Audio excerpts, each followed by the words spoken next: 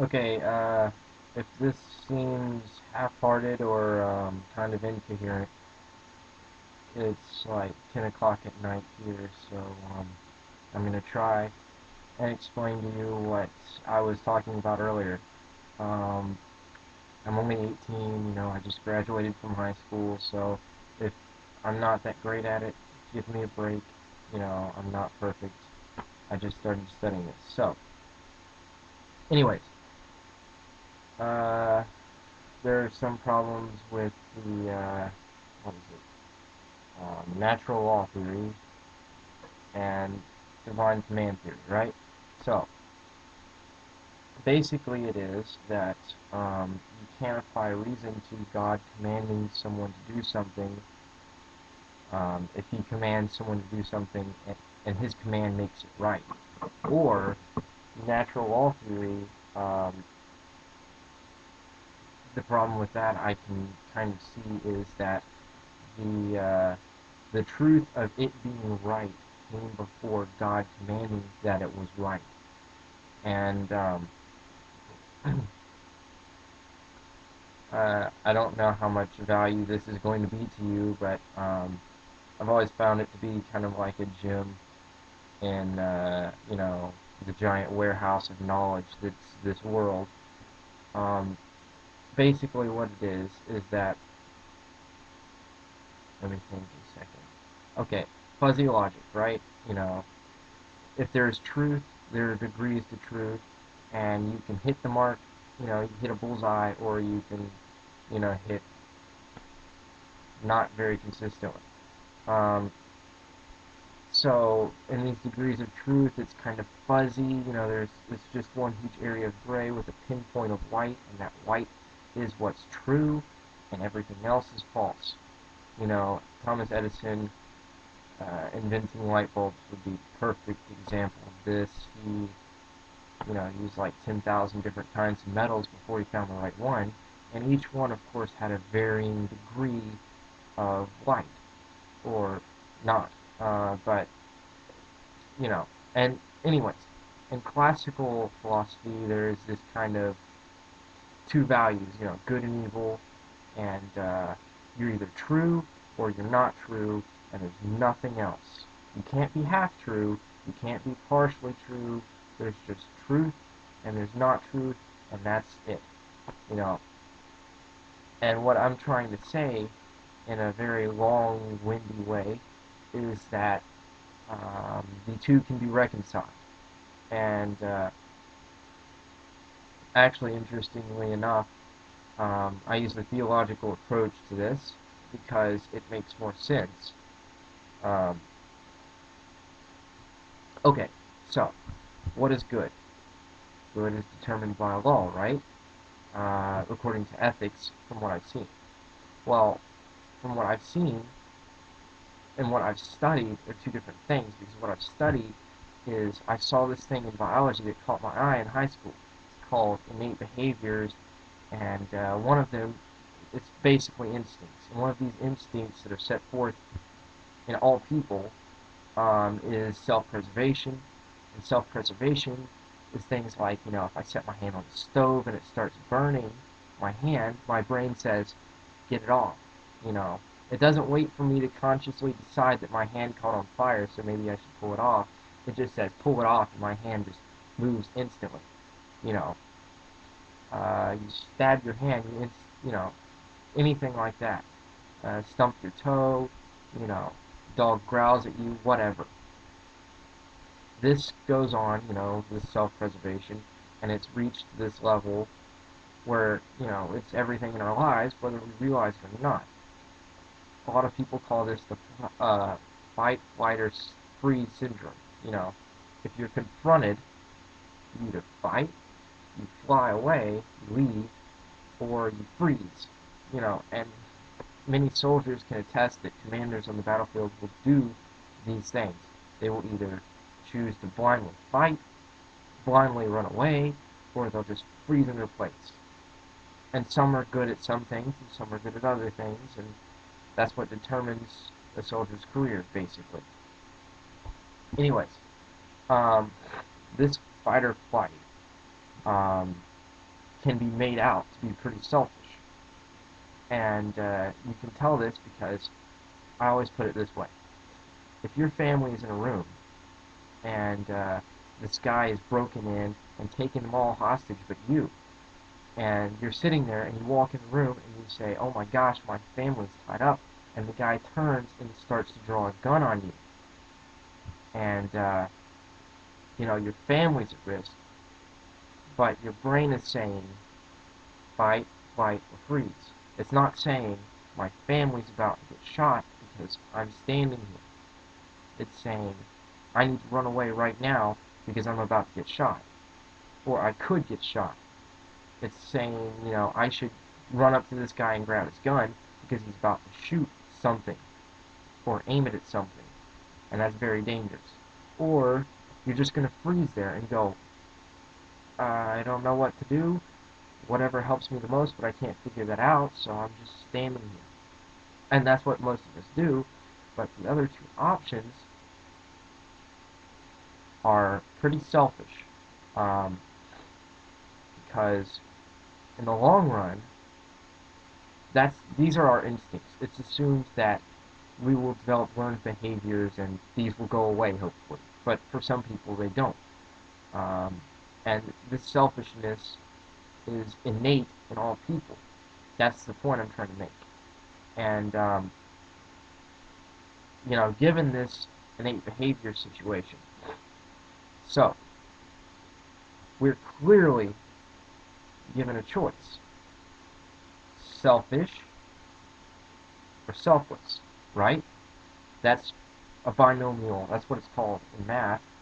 In ethics, it would be called X or Y. Either we're selfish or we're selfless. What's considered good is usually selfless. What's considered bad is usually selfish.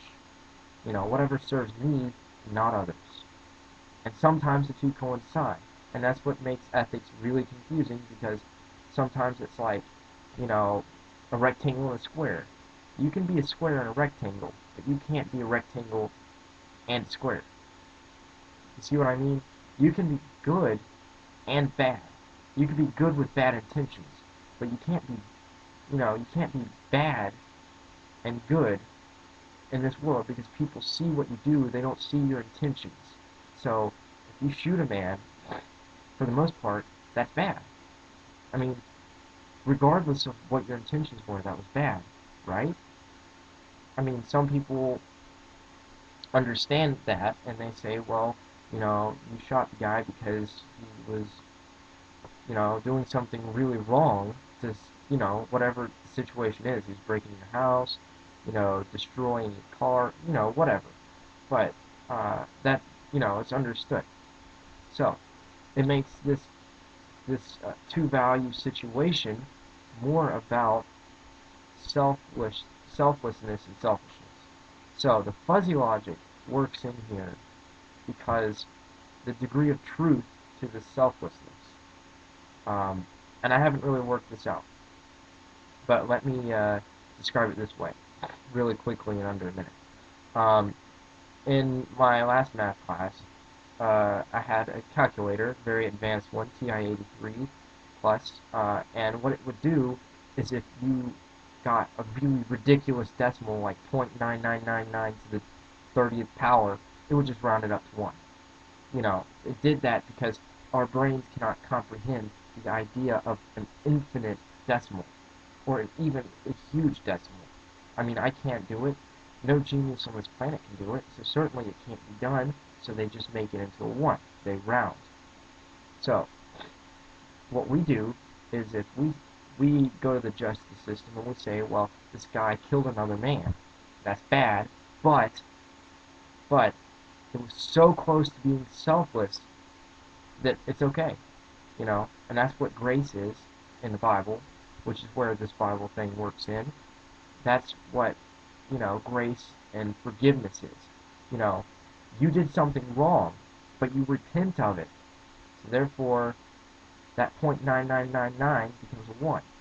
We can never imagine a 1. A binomial, in the binomial world, it would be perfect.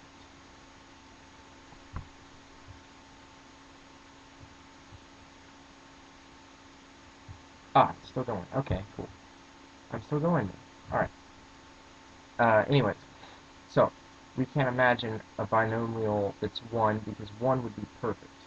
Um, you see, 1 would be good. Perfectly good, just totally, innately good.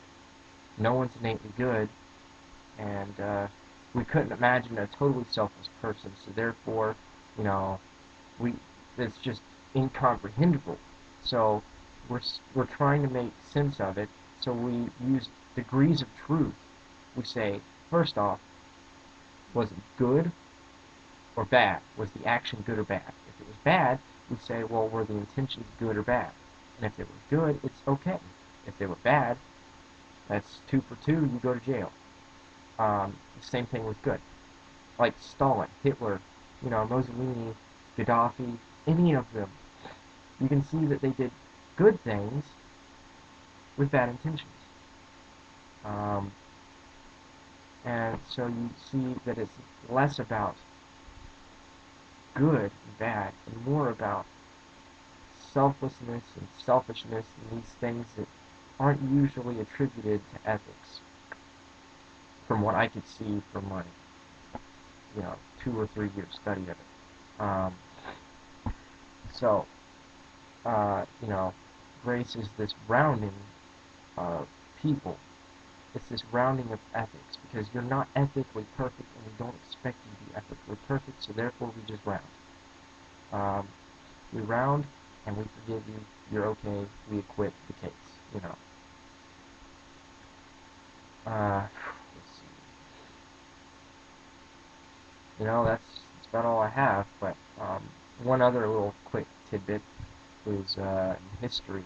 You know, in math class, I learned that if you flip a coin 3 times and you get 3 heads, right? Hey, you got 3 heads in a row. You did a good job, right? Well, try getting 300 heads in a row. You know, it's like statistically impossible. I mean, 3 heads, yeah, sure. 300 heads? No. According to the probability, it should be the same, you know.